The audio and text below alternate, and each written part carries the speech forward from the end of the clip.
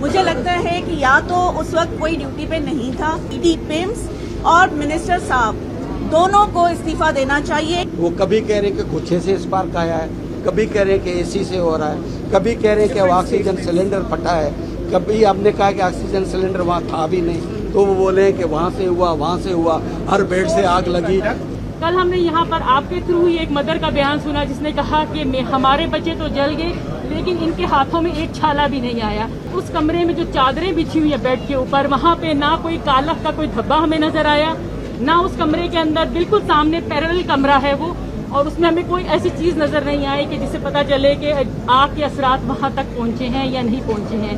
हमारे हेल्थ के मिनिस्टर साहब को इस्तीफा देना चाहिए। चाहूंगी कि जो इनके फायर अलार्म थे, क्या वो काम कर रहे थे, नहीं कर रहे थे, ये भी उस रिपोर्ट में, कमेटी की रिपोर्ट में आना चाहिए कि फायर अलार्म कितने फंक्शनल थे या नहीं थे।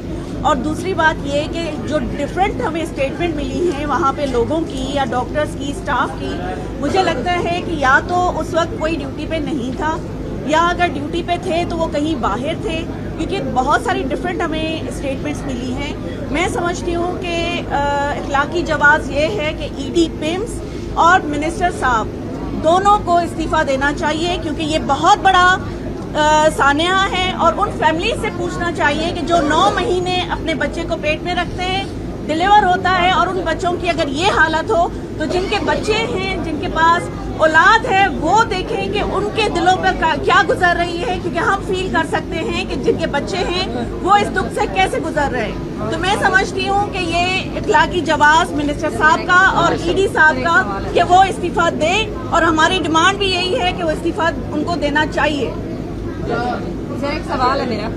सर आपने भी अर्ज किया है कि यहाँ पे नर्सरी नहीं बनती थी, यहाँ पे नहीं होनी चाहिए, अभी नहीं होनी चाहिए थी, तो फिर किसकी परमिशन से, क्या मैनेजमेंट ने उनको परमिशन दी थी, किसकी नॉलेज में थी, किसके इख्तियार में था जिन्होंने यहाँ पे नर्सरी बना दी? देखिए, इसमें टेक्निकल चीज़ें देखनी ज़रूरी हैं, ये हमने तो अपनी तरफ से भी बात की है, लेकिन टेक्निकल चीज़ें जो हैं वो देखनी चाहिए कि इसमें ऑक्सीजन जैसे कंसील्ड होता है और बच्चों को ऑक्सीजन जो है हर बेड पे मिलती है, तो ये देखना है कि बच्चों को ऑक्सीजन जो मिलती है तो उससे एक्स्ट्रा भी होना चाहिए या नहीं होना चाहिए, और बाहर एटमॉस्फेयर में वो ऑक्सीजन होती है या नहीं होती है। क्योंकि मेरे हवाले से, मैं बीइंग ए डॉक्टर, कि वो पूरी कंसील्ड होनी चाहिए और बच्चे को जितनी ऑक्सीजन चाहिए उतनी मिलती है, तो बाकी एटमॉस्फेयर में ऑक्सीजन नहीं होनी चाहिए। तो इस हवाले से हमें टेक्निकल जो बंदे हैं उनसे पूछना चाहिए। अगर टेक्निकल बंदे हमें कहते हैं कि ऐसे ऑक्सीजन एटमॉस्फेयर में नहीं होती तो ऑक्सीजन का फॉल्ट है, और वहाँ जो इलेक्ट्रिक से फायर हुआ है तो ये भी देखना चाहिए कि यहाँ फॉल्ट था। लेकिन सर मौके पे मौजूद जो वालिदैन थे ना, उनका कहना यही है कि यहाँ पे एसी का स्पार्क हुआ है। नहीं, और वो कह रहे नहीं, हैं ये सोर्स नहीं मिला है, ये सोर्स नहीं मिला है, ये सोर्स नहीं मिला है। ये सब देखें, ये नून लीग से हैं, ये नून लीग से हैं, ये IPP से हैं, ये पीपल्स पार्टी से हैं, ये JUI से हैं। सब ने मुत्तफ़क़ा ये देखा है कि सब ने सोर्स के हवाले से कोई ऑथेंटिक बात नहीं की। वो नर्सेस थी, वो अपने काम में लगी हुई थी, और AC ईडी भी बता रहा है कि AC काम नहीं कर रहा था, और डॉक्टर गायनिक की जो हेड है वो बता रही थी कि वहाँ एक गुच्छा था।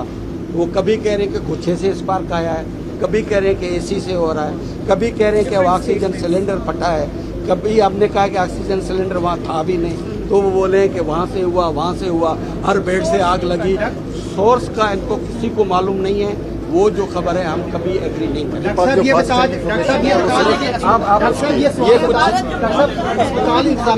6:38 पे आग लगी, रेस्क्यू वालों को 6:54 पे इतला दी गई।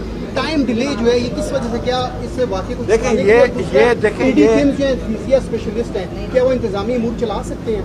देखें, ये मिनिस्ट्री के हवाले से हम ये अपनी कमेटी में देखेंगे कि कहाँ ये फॉल्ट हुआ है, लेकिन जो असल हमें ये देखना चाहिए कि ये इंसिडेंट कुदरती है या नाहली है। तो हमें जो है ना ये डाउट लग रहा है कि ये टेक्निकल फॉल्ट वहाँ था, तो टेक्निकल फॉल्ट के हवाले से हमें भी यहाँ राइट पर्सन राइट जगह पे लगा हुआ था या नहीं, ये भी देखना चाहिए कि कि इलेक्ट्रिशियन की जगह अगर वहाँ एक बायोमेडिकल का भी होता है, बायोमेडिकल की जगह एक दूसरा इलेक्ट्रिशियन लगा हो, इलेक्ट्रिशियन की जगह बायोमेडिकल वाला लगा हुआ, राइट जॉब राइट पर्सन नहीं है, तो ये सब देखना चाहिए। कमेटी क्या बताती है जो बनी हुई है, हम कमेटी की रिपोर्ट को भी स्टडी करेंगे स्टैंडिंग कमेटी में। मेक श्योर मुख्तलिफ पार्टीज के हैं वो सब जो है, किसी का इसमें मेरे ख्याल में कोई पॉलिटिक्स नहीं होनी चाहिए, सब हम एक हैं और सब पार्टी सब मिलके इस पे कोई ना कोई हम बहुत बड़ा अपनी इम्पैक्ट कर लेंगे। ये JUI से अपना वजन मेरा एक कंसर्न है कि देखिए ये नर्सरी है जहाँ बिल्कुल न्यू बॉर्न बेबीज होते हैं। अब न्यू बॉर्न बेबीज के लिए आपको कौन कौन सी एहतियात करना चाहिए वो नहीं थी यहाँ पे। एक पुरानी नर्सरी जो 1990s में बना हुआ था उसकी क्या कभी मेंटेनेंस हुई थी? मेंटेनेंस अगर हुई थी तो पुराना AC क्यों लगा हुआ था? अगर मेंटेनेंस हुई थी तो ये सारे वायर क्यों खुले पड़े हुए थे? अगर मेंटेनेंस हुई थी तो उन्होंने ऑक्सीजन की पाइप को क्यों नहीं देखा कि उसमें कोई लीकेज है कि नहीं है? देखिए एक्सीडेंट कह के नहीं होता है, एक्सीडेंट इसीलिए कहते हैं अचानक। तो उसके लिए इंसान को आपने एक हॉस्पिटल खोला हुआ है, आपने एक बच्चों की नर्सरी खोली हुई है, तो क्या गवर्नमेंट को चाहिए कि इस नर्सरी को यहाँ बरकरार रखे? अगर वो एहतियात नहीं कर सकते तो they should finish it of. हमने ये भी कहा है कि 2 साल में आपको इस MCH के लिए कितनी बजट मिली थी और आपने कितनी यूटिलाइज की है और कितने बार या आपने नर्सरी का खास करके इलेक्ट्रिकल और ऑक्सीजन का सिस्टम चेक करवाया है और मेंटेन कितना किया है, कितना खर्चा किया है, वो भी मांगा है। ये हमारी JUI की जब हमने विजिट स्टार्ट किया और हमें जो लेके गया, आप सबके नॉलेज में होगा, बैक साइड से हमें लेके जाया गया जहाँ पे इनका हंगामी एग्जिट भी है वहाँ पर, और हमने जो उस माहौल को देखा और वाकई लग रहा था कि वो सिर्फ एक नर्सरी ही उस सारे इस हादसे का शिकार हुई, आग धुआं और मतलब वो असरात सारे नज़र आ रहे थे। लेकिन हैरत की बात यह है कि हमें बताया गया कि जो सामने वाला बिल्कुल जो डोर ओपन होता है नर्सरी का, उसके सामने वाला डोर जिसको कैंगरो रूम कहते हैं, उसके अंदर 4 माएँ अपने 4 बच्चों के साथ मौजूद थी। तो बयानात में तजाद हमने उस वक्त देखा जब हमें ये बताया गया कि वो 4 माएँ अपने बच्चों को छोड़ के भाग गई वहाँ से, और उन बच्चों को जो हीरोज कहलाए जा रहे हैं वो लोग जिन्होंने उन 14 बच्चों को नहीं बचाया, उन्होंने उन 4 बच्चों को बचाया और उनको रेस्क्यू किया। कल हमने यहाँ पर आपके थ्रू ही एक मदर का बयान सुना जिसने कहा कि हमारे बच्चे तो जल गए लेकिन इनके हाथों में एक छाला भी नहीं आया। तो ये सवाल भी हमारे सामने है। और प्लस उस कमरे में जो चादरें बिछी हुई है बेड के ऊपर, वहाँ पे ना कोई कालख का कोई धब्बा हमें नजर आया, ना उस कमरे के अंदर बिल्कुल सामने पैरेलल कमरा है वो, और उसमें हमें कोई ऐसी चीज नजर नहीं आई कि जिससे पता चले कि आग के असरात वहाँ तक पहुँचे हैं या नहीं पहुँचे हैं। फिर हमें बार बार इस चीज पे जोर दिया जा रहा है कि जो कमेटी वजीर आजम साहब ने बनाई है उसके TORs ये हैं, फलाना है, और उसके नताइज के ऊपर सारा मुनहसर किया जा रहा है। तो मेरे ख्याल में हमने वहाँ पर सर ने भी यही रिक्वेस्ट की कि हमारी कमेटी का एक अपना एक हैसियत है और हम अपनी कैपेसिटी के अंदर इनको बुला के इनसे सवाल और जवाबात कर सकते हैं और इनके ऊपर हम अपनी राय देंगे और अपनी फेयर राय देंगे कि हमने क्या देखा। दूसरा, हमें जितनी भी वहाँ पर नर्सेज जो ऑन ड्यूटी वहाँ पर मौजूद थी उनके भी बयानों के अंदर मुझे तो यूं ही फील हुआ कि जैसे उनको बिठा के एक तरह से कोई क्लास ली गई हो और उनको बताया गया हो को ऐसे ही है, और वो वही कि वो एक सर वो सिलेंडर का वो जो एक AC का एक नक्शा खींचा जाता है ना कि ब्लास्ट हुआ उसके अंदर सिलेंडर होता है, तो मतलब वो एक तरह से क्रिएट करने की कोशिश की जा रही थी कि शायद AC से जो है वो एक ब्लास्ट जो है वो हुआ है, जबकि ऐसी कोई चीज़ हमें हमारी समझ से बालातर है। और वो नर्सेज वहाँ पर मौजूद थी और 1 मिनट के अंदर अंदर ही उन्होंने स्पार्क देखा और उस पार्क के अंदर वो बाहर सारी बुलाने के लिए चली गई, वो ये एडमिट कर रही है, लेकिन उन्होंने से किसी उस पार्क के अंदर उन बच्चों को बचाने की कोशिश बिल्कुल भी नहीं की। वहाँ पे डॉक्टर साहिबा से भी हमने बातचीत की जो वहाँ पे ऑन ड्यूटी थी, तो उनकी बातों से भी हम मुत्तफिक नहीं हुए और यही समझ आ रहा था कि हमें कहा जा रहा है कि जो वीडियोज़ हैं हमारे पास वो हमने कमेटी को दे दी हैं और तमाम शवाहिद उसमें मौजूद हैं, जबकि वो शवाहिद वहीं पर ED साहब ने कहा कि नहीं उसमें ये चीज़ के शवाहिद मौजूद नहीं हैं। तो आप बहुत जल्द देख लेंगे कि जो कमेटी की रिपोर्ट आपके सामने आएगी तो उसमें क्या शवाहिद आपके सामने आएंगे, 48 घंटे के अंदर आपके सामने आ जाएगी तो पता हमें भी चल जाएगा, आप लोगों को पता चल जाएगा। लेकिन मेरा मुतालबा ये है कि इखलाकी तौर पर हमारे हेल्थ के मिनिस्टर साहब को इस्तीफा देना चाहिए, क्योंकि होता ये है कि जो भी इंक्वायरी टीम होती है जब कोई वजारत पे हो या ओहदों पे हो तो वो उस तरह से शफाफियत को बरकरार नहीं रखा जा सकता, तो इखलाकी तौर पे उनको जो है इस्तीफा दे देना चाहिए। और इस पिम्स की जो इंतज़ामिया है और ख़ास तौर पे उस टाइम पे जो ड्यूटी पर मौजूद था, स्टाफ हो या डॉक्टर्स हो, उनको सस्पेंड का हयात जो है वो करना चाहिए। लाइफ टाइम उनके जो है लाइसेंस मुअत्तल होने चाहिए, क्योंकि अगर हमारे ज़ाती को इस तरह से मसाइल होते तो हम फ़ौरन ये एक्शन लेते।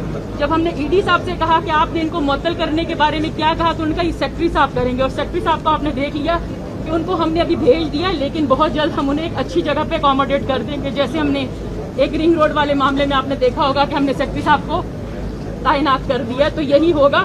और इंशाल्लाह ताला आप लोगों के ताउन के भी हम शुक्रगुजार हैं कि आप लोगों के जरिए जो है जो इस गर्मी के अंदर और उन वालिदैन के साथ हम हमदर्दी रख सकते हैं। हम उनके बच्चे वापस नहीं ला सकते, कम से कम ये कोशिश कर सकते हैं कि हम सब मिलकर कोई ना कोई ऐसा काम कर जाएं कि आइंदा इस तरह के वाक़यात ना हो, हमें जो है फातिहा या अफसोस के अल्फाज ना कहना पड़े। Thank you. एक मिनट रुकिए मैम, मेरा नाम अदनान है, मेरी मिसेज अभी एडमिट है।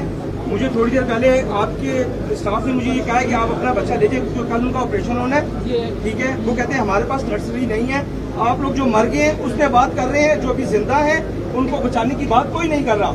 उनको 24 घंटे गुजर चुके हैं। आपकी सालिए को, मेरी मिसेज का कल ऑपरेट होना है, वो आज मुझे कह रहे हैं कि अपनी मिसेज को लेके किसी हॉस्पिटल चले जाएं, और अगर आपका बच्चा मर जाता है तो हम रिस्पॉन्सिबल नहीं है। यहाँ पे साइन करें आप मुझे बताएं कि आप लोग इतने कमजोर हैं कि आप 24 आवर गुजरने के बाद वेंटिलेटर और ये चीज अवेल नहीं कर सकते। इसके लिए कोई एक्शन होना चाहिए।